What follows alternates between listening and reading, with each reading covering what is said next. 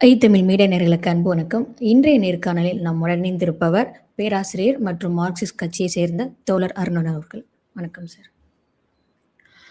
வணக்கம். சொல்லுங்க. தமிழ்நாட்டுல 4 முனை போட்டியில புதியதாக களம் இறங்கக்கூடிய தாவேகா தலைவர் விஜய் பற்றி கேட்கிறேன். அவர் பிரச்சாரம் பார்த்தீங்க அப்படின்னா, ஒவ்வொரு இடமும் ரத்த ஆயிட்டே போயிட்டு இருக்கு. அவங்க ஒரு குற்றச்சாட்டு ஒண்ணு வைக்கிறாங்க. திமுகவினர் தான் இதற்கு காரணம் அப்படின்னு. இப்போ கூட 3 இடத்துல பிரச்சாரம் பண்றதுக்காக போயிருந்தாங்க. டி நகர், 1000 லைட் அந்த இடத்துல சென்னையில இருக்கக்கூடிய இடத்துல போயிருந்தாங்க. அங்கேயுமே பார்த்தீங்க அப்படின்னா, ரோட் ஷோ பண்றதுக்கு அவங்க அனுமதி அவங்களுக்கு வழங்கவே இல்ல. ஆனா அவங்களா போயிருக்காங்கன்னு சொல்லி ஒரு குற்றச்சாட்டு அவங்க மேல வச்சிருக்காங்க.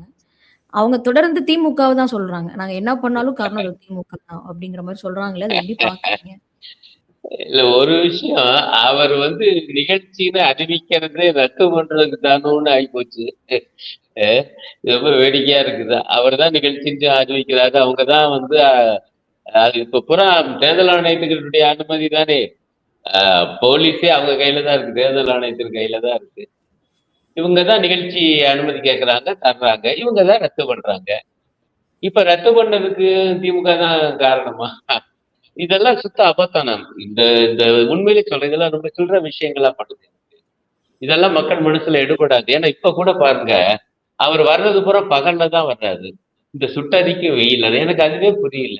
ஏன் இரவு 10 மணி வரைக்கும் பரப்புரை செய்யலாம். 6 மணிக்கு மேல வந்தாங்க. ஆனா 6 மணிக்கு அவர் வீட்டுக்கு போயிடுறாரு. இல்ல அவர் அவங்க 12 மணி தரப்புல இருந்து எங்களுக்கு குடுக்கப்போற டைம் அதாங்கிற மாரி அவங்க சொல்றாங்களே சார். இல்ல தப்புங்க. எல்லாருக்கும் நீங்க வேற இல்லவே இல்ல. அது எப்படிங்க அவர் தயவு செய்து அவங்க எங்கேயோ ஆதாரம் காமிக்க சொல்லுங்க. நாங்க இப்படி 6 மணிலேருந்து 7 மணி, 8 மணின்னு கேட்டோம். இல்ல நல்ல சுட்டெரிக்க வெயில் 2 மணி, 3 மணிக்கு தான் பேசணும்னு போலீஸ் சொல்லியிருக்கா. இது என்னங்க இது நியாயமற்ற வாதம். இல்ல எனக்கு என்ன புரியல, நான் எதுக்கு சொல்ல வர்றேன், இப்ப கடைசியா வந்த செய்திய பார்த்தேன்.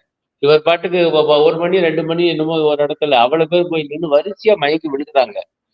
அந்த வீடியோ பூரா பார்த்தோம். 10, 12 பேர் வரிசையா மயங்கி மயங்கி விழுகுறாங்கங்க. இதுக்கு யாருங்க பொறுப்பு? இந்த நேரத்தை நிச்சயிச்சது யாரு? இவர் வராம தாமதிச்சது இவரா இல்லையா? இப்படித்தான் கரூர்ல இருந்து இதான் நடந்துட்டு இருக்குது. நான் அத பழச கூட எடுக்காம இப்ப சொல்ல வர்றேன். இப்ப 11, 12 பேர் மயங்கி விழுந்தாங்கல்ல வெயிட் தாங்காம. இதுக்கு யாருங்க பொறுப்பு? இதுக்கு திமுக பொறுப்பா? இவர் தான் இந்த நேரத்தை நிச்சயம் பண்றாரு. இவர் தான் தாமதமா வர்றாரு. அப்புறம் நேரம் ஆயிடுச்சுன்னு பேசாம கைய போட்டு ஆடிட்டு போய்க்கிட்டே இருக்காரு. இது என்ன அரசியல் நமக்கு ஒண்ணும் புரியல. நான் ஒன்றை சொல்ல, இதெல்லாம் ஒரு பக்கம் இருக்கட்டும். நான் கட்சி ஆரம்பிச்ச உடனேயே சொன்னேன். இது இவங்களுடைய நோக்கம் என்பது திமுக எதிர்ப்பு மட்டும்தான். அதிலே ரொம்ப நாசுக்கா அப்பவே ஆரம்பிச்சாரு. எங்களுடைய அரசியல் எதிரி திமுக, கொள்கை எதிரி பாஜக. நான் அப்பவே கேட்ட விவாதத்துல. அது என்னையா இப்படி ஒரு வித்தியாசம்? அப்படி என்றால் 4 மணிக்கு அவர் என்ன வருவார்னா, கொள்கை எதிரி இருக்கட்டும்யா. நாங்க அரசியல் எதிரியத்தான் முதல்ல எதுக்கணும்னு வரப்போறாங்கன்னு அன்னைக்கே சொன்னேன். அதே போல ஆயிடுச்சா இல்லையா? இப்ப அவர் என்ன பேசுறாரு? இப்ப பாஜக பத்தி பேச மாட்டேன். அவரே தான் பேசியிருக்காரு. பேச மாட்டேன்னு பேசினார். கொள்கை எதிரியை பற்றி நான் பேச மாட்டேன் என்று ஒரு கொள்கை அறிவிப்பை செய்தவர் விஜய். அதனால இன்னைக்கு வரையும் பேச மாட்டேங்கிறாரு. நீங்க மோடி அரசு, பாஜக எல்லாம் பேரே சொல்ல மாட்டாரு. ஈவன் இந்த சமையல் எரிவாயு பிரச்சனையில கூட அவர் சூப்பரா பேசியிருந்தாரு. அங்க இருக்கிறவங்களும் சரியில்லை, இங்க இருக்கிறவங்களும் சரியில்லை. அது யாரு அங்க இருக்கிறவங்க, இங்க இருக்கிறவங்க. ஏன்னா பேர் சொல்லக்கூடாது. என்னுடைய ஜனநாயகன் படத்தை முடக்கிட்டாங்க. அவங்க யாருன்னு உங்களுக்கு தெரியுங்கிறாரு. இவருக்கு தெரியாதா? ஏன் யாரு அவங்க பேரையே சொல்ல மாட்டேங்கிறாரு? நான் அதான் சொன்னேன். இவர் பிடிச்சாரு. இவர் மித்தவங்களை பார்த்து தீய சக்திங்கிறாரு. தன்னை தூய சக்திங்கிறார். நான் சொல்றேன், பாஜக பேரையே சொல்லாத இவருடைய கட்சி கோழை சக்தி. மோடியை எதிர்க்க துணிவில்லாத படுகோழை சக்தி தான் இவருடைய கட்சி. ஆகவே இவர் திமுக மட்டும்தான் எதிர்ப்பார்னா அவர் கொடுக்கப்பட்டிருக்க வேலை அதுதான் தான் நான் சொல்லுவேன். அவருக்கு எங்க மேல இருந்து கொடுக்கப்பட்டிருக்க வேலை அதுதான். பாஜகவை சேர்ந்து இப்ப எல் முருகனை பற்றி குற்றச்சாட்டு வச்சிருந்தாரே ஆதவ் அர்ஜுனா. எல் முருகனும் உதயநிதி அவர்கள் தான் சேர்ந்து இந்த இது பண்ணாங்க அப்படின்னு. அது மட்டும் இல்லாம இதுக்கு முன்னாடி விஜய் அவர்களும் சொல்லியிருக்காங்க, நாங்க எந்த கட்சியிலும் கூட்டணி அமைக்க மாட்டோம். தனியா தான் நின்று போட்டியிடுவோம் அப்படின்னு சொல்லிட்டு ஆல்ரெடி சொல்லியிருந்தாரே சார். 2க்கு முதல்ல சொல்றேன். பாருங்க, எல் முருகனையும் உதயநிதி சேர்க்கறது எதுன்னு அர்த்தம் இருக்கா? சரி, அதுவும் ஆதவ அர்ஜுனா தான் சொல்றாரு. படம் பூரா அவரு விஜய் படம். எல்லாருக்கும் தெரியும். விஜய் படத்துல விஜய் தான் ஆளினாரு. அவரு அதுக்கு தான் உதாரணம் சொன்னேன். என் படத்த முடக்குன யார் என்று உங்களுக்கு தெரியும்ங்கிறாரு. எங்களுக்கு எப்படி தெரியும்? உங்களுக்கு தானயா தெரியும். நீங்கள்ல சொல்லணும்னு சொல்லல. சரி 2வது கூட்டணி விவகாரத்துக்கு வரேன். நான் யாரோடயும் கூட்டணி மாட்டேன்னு இப்ப சொன்னாரு. முதல்ல என்னங்க சொன்னாரு? கட்சி அவர் இந்த சட்டமன்ற தேர்தலை ஒட்டி ஒரு மாநாடு இதெல்லாம் நடத்தும்போது என்ன சொன்னாரு? ஆட்சியில் அதிகாரம் தருவேன். வாருங்கள் வாருங்கள்னு சொல்லி இந்த கூவி விக்கிற மாதிரி ஸ்பெஷல் ஆஃபர் அதான் திரும்ப அதான் அழகா சொன்னாரு. என்ன இந்த தீபாவளிக்கு பொங்கலுக்கு ஸ்பெஷல் ஆஃபர் சொல்ற மாதிரி எங்களுடைய கட்சிக்கு வாங்க வாங்க அதிகாரத்துல பங்கு தரோம்னாரு ஒரு ஆளு போகல. கடைசி வரைக்கும் போகல. ஆகவே இப்ப நாங்க கூட்டணி கிடையாது. 234 தொகுதியிலும் போட்டியிடுறோம். ஆக நீங்க அதிகாரத்து பங்கு என சொல்லியும் கூட ஒருத்தவங்க கூட உங்ககிட்ட வரலைன்னா என்னங்க அர்த்தம்? உங்களை இன்னும் யாரும் ஒரு சரியான அரசியல் கட்சியாக மதிப்பிடவில்லை. நீங்க எல்லாம் எம்ஜிஆரோட எல்லாம் ஒப்பிட்டுக் கொள்ளக்கூடாது. நீங்க அவர் திண்டுக்கல் இடைத்தேர்தல்ல நின்னு தனது பலத்தை காமிச்சு பிறகுதான் அவரு அடுத்து 1977 மக்களவை தேர்தல்ல நின்னாரு. அவ இன்னைக்கு ஒரு தேர்தலே நிக்கல, இடைத்தேர்தல்ல கூட நிக்கல, மக்களவை தேர்தல நிக்க முடியாட்டீங்க. அதுக்கு முன்னாடி கட்சி ஆரம்பிச்சாலும் அதனாலதான் உங்க கூட யாரும் வரல. அதுவும் அவங்க எல்லாருக்கும் தெரியுது நீங்க பாஜகவை எதுக்க மாட்டீங்க. அது பாஜகவை எதுக்கணும்னு சொல்லிக்கிற கட்சி அதான் காங்கிரஸ் கட்சியை பத்தி கூட அப்போ அவர் பேர் சொல்ல ஆதவர்த்தனா எங்களுடன் பேச்சுவார்த்தை நடத்தினார்கள். 90 இடங்கள் கூட தருவேன் என்று சொன்னார்கள். 2.5 ஆண்டுகள் அவர் முதலமைச்சர் இவர் முதலமைச்சர் என்றார்கள். ஆனால் எங்களுடைய தலைவர் விஜய் அசரலையே அப்படின்னா என்ன அர்த்தம்? அப்ப ஏதோ பேச்சுவார்த்தை நடந்திருக்கு. சீச்சி இந்த பழம் பிடிக்கும் என்று இவங்களும் அவங்களும் போயிட்டாங்க. அப்புறம் யாரோட கூட்டணி இல்லைன்னு அப்புறம் நீங்க வந்து கெத்தா பேசி என்ன இது எல்லாம் எல்லாருக்கும் தெரியுங்க. இது இது ஒரு செட்டப். இந்த செட்டப்புடைய நோக்கம் திமுகவுக்கு விழுகிற வாக்க தடுக்கம் பார்க்கணும். குறிப்பாக சிறுபான்மையோர் வாக்க அது அந்த பக்கம் போகாம அதுல ஒரு பகுதி பிரிஞ்சா கூட பாஜக கூட்டணிக்கு நல்லது.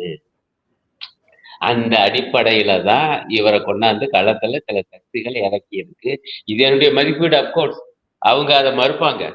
பட் ஆனா அந்த பேச்சு அப்படித்தானே காமிக்குது. திமுக மட்டும்தான் எதுக்குறீங்க. வந்து பாஜக களத்துல இருக்குல்ல. இது சட்டமன்ற தேர்தல் தான், நான் மறுக்கல. ஆனா நாங்க தான் ஆட்சிக்கு வருவோம், எங்களாலதான் நல்ல ஆட்சி தர முடியும், டபுள் இன்ஜின் ஆட்சி இது வேணும்னு சொல்லி பிரதமர் வந்து பேசிட்டு போறாருல. அப்ப அந்த பிரதமருடைய ஆட்சி எந்த லட்சணத்துல இருக்குன்னு இந்த தலைவர், இந்த கட்சியின் தலைவர் சொல்லணும்ல. தாவேகாவின் தலைவர் விஜய் அவர்கள். அதுவும் அரசியல் தானே. அந்த அரசியல் பேச மாட்டேன் என்றால் இவரை ஒருத்தர் நம்பாம போனதுக்கு அதான் காரணம். கொள்கை எதிரின்னு சொல்லிட்டு அந்த எதிரியை எடுத்து பேசாத ஒரு தலைவர். அது இதெல்லாம் எடுபடாது. என்ன ஆகுதுன்னு பார்ப்போம். அதனால அப்கோர்ஸ் மக்கள் தான் முடிவு பண்ணணும். Okay sir. இப்போ 2026 பார்த்தீங்க அப்டின்னா, கருத்து கணிப்பா இருக்கட்டும், சர்வேயா இருக்கட்டும், அதிகமான வாக்கு பார்த்தீங்க அப்டின்னா, திமுகவுக்கு தான் போகும். அது ஆல்மோஸ்ட் 190லேருந்து 200 பிளஸ் அடிப்பாங்கன்ற மாரி சொல்லப்படுது. இப்போ தாவேகாக்கு எத்தனை தொகுதி போகும்னு நெனைக்கிறீங்க சார்? நான் இந்த மாதிரி எதிர்காலத்தை பத்தி எல்லாம் பொதுவா சொல்றது என்னுடைய வழமை இல்ல அல்ல. உங்களுடைய கணிப்புப்படி எவ்வளோ இருக்கும்? இல்ல நான் சொல்றதே இல்ல. ஏன் தெரியுமா? எதிர்காலங்கிறதுங்க எத்தனையோ பல கூறுகள், எத்தனையோ பல அம்சங்கள் சேர்ந்தது. ஒவ்வொரு நாளும் மாறக்கூடியது. அதனால என்ன பொறுத்தவரையிலும் பொதுவாகத்தான் சொல்ல முடியும். நிச்சயமாக வந்து களம் என்பது திமுக அணிக்கும் அதிமுக பாஜக கூட்டணிக்கு இடையில தான் களம் என்பது இருக்கு. இதுல இது ஒரு புது சக்தி. ஆனால் அது கோழை சக்தி என்னுடைய மதிப்பீட்டுல. அதுக்கு எந்த அளவுக்கு ஒரு பிரதிபலிப்பு அல்லது ஒரு எதிர்பார்ப்பு குறிப்பாக இளைஞர்கள் மத்தியில இருக்கும் என்னால் அவதானிக்க முடியல. ஆனால் பிரதான சக்தியாக அவங்க இல்லை என்பது மட்டும் எனக்கு தெரியுது. இப்ப குறிப்பாக அந்த இளைஞர்கள், அவருடைய ரசிகர்கள், அவங்க அந்த அவங்களுடைய ஓட்டு வந்து இவருக்கு விழுமா? முதல்ல ஓட்டு போடவே வருவாங்களா? நம்ம பிள்ளைகள் விளையாட்டு பிள்ளைகள் அவரை பார்க்கத்தான் துடிக்குதுங்க. ஆனா நான் களத்துல பார்க்கிறேன் வந்து முறையாக திட்டமிட்ட தேர்தல் வேலை பெரிய வேலைங்க. அந்த மாதிரி வேலை செய்யறதுக்கு ஒரு டீம் ஒவ்வொரு ஏரியாவிலையும் இருக்கா, ஒவ்வொரு வார்டுலயும் இருக்கணும். நான் அப்படிலாம் இருக்கிற மாதிரி தெரியல. ஆனாலும் ஓட்டு விழும் ஒரு செட்டு சொல்லுது. அப்ப எவ்வளவு விழும் யாராலையும் சொல்ல முடியல. ஒன்று மட்டும் நிச்சயம், களம் என்பது திமுக கூட்டணிக்கும் அதிமுகவினுடைய பாஜக கூட்டணிக்கு இடையில தான் பிரதானமாக களம் என்பது இருக்கிறது. இந்த 3வது சக்தியாகிய விஜய், அதுல எந்த அளவுக்கு அவருடைய பங்கு இருக்கும்? 3வது சக்தியாக எந்த அளவுக்கு இருக்கும் என்று எனக்கு தெரியாது. அது 3வது சக்தியா தான் இருக்கு என்று மட்டும் என்னால சொல்ல முடியும். Okay sir. ஒருவேளை தோல்விய தாவேக்கா நழுவுது அப்படிங்கிறப்போ, அ திரும்ப அவர் வந்து கூட்டணி அமைக்க வாய்ப்பு இருக்கா? ஏன்னா அண்ணாமலை கூட பார்த்தீங்க அப்படின்னா, விஜய்க்கு கொஞ்சம் ஆதரவு தெரிவிக்கிறோம் அதிகமா தான் அதிகமா பேசிட்டு இருக்காரு. எடப்பாடியாரே தாவேகா கொடிய ஒரு பொதுக்கூட்டத்துல பார்த்துட்டு, ஆகா பிள்ளையார் சொல்லி விழுந்துருச்சுன்னு குதிச்சவர் தான்.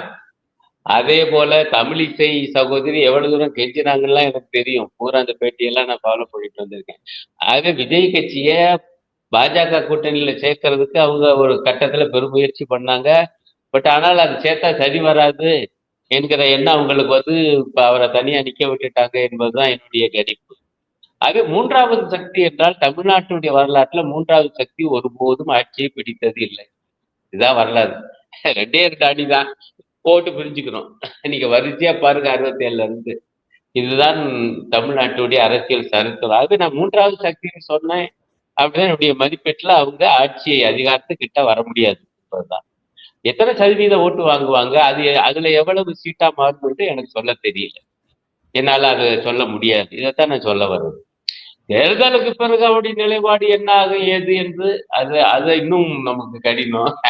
ஏன்னா இப்ப வர இது கடைசி படம் ஜனநாயகம். நான் இப்போ ஒரு செய்தி பார்த்தேன். அந்த படத்தை நடுவுல விட்டாங்க. லீக் ஆகி போச்சுக்கிறாங்க. நாட்டுல சினிமாலாம் லீக் ஆகுதியா? கொஸ்டின் பேப்பர் லீக் ஆகுற மாதிரி. அது தனி கூத்து. இப்ப அவர் இன்னொரு படத்துல நடிக்க போறதா செய்தி வருது. ஆக இவரையெல்லாம் நம்பி என்னத்தை பேச முடியும்? அப்ப சினிமாவுக்கு போயிட்டா என்ன செய்வீங்க சகோதரி? இந்த கேள்விக்கு அர்த்தம் இல்லாம போயிடுங்களா? இல்ல அதுக்கு ஒரு அதான் இழப்பீடா அந்த தயாரிப்பு நிறுவனத்துக்கு ஒரு இழப்பீடா தான் இத திரும்பவும் நான் நடிச்சு குடுக்கிறதா சொல்லியிருக்காரு அது. அப்ப அப்ப சொன்னது புரியுதுங்களா? எதிர்காலத்தை அவ்வளவு எளிதா கணிக்க முடியாதுன்னு. அஹ் இப்ப 10 நாளைக்கு முன்னாடி இப்படி பேசியிருப்போம்மா. இப்ப இந்த படம் லீக் ஆன உடனே தானே இப்படி பேசுறோம். ஆகா ஆமா இன்னொரு படத்துல நடிப்பார். ஆகவே இது முதல்ல இந்த தேர்தல் முடியட்டும், இதோடைய முடிவு தெரியட்டும்.